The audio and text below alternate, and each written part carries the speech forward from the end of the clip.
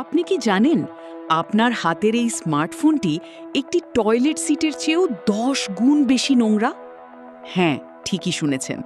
Arizona বিশ্ববিদ্যালয়ের গবেষকরা দেখেছেন সাধারণ একটি স্মার্টফোনের স্ক্রিনে প্রতি বর্গ ইঞ্চিতে প্রায় 25,000 ব্যাকটেরিয়া থাকে, যেখানে একটি টয়লেট সিটে থাকে মাত্র 1200।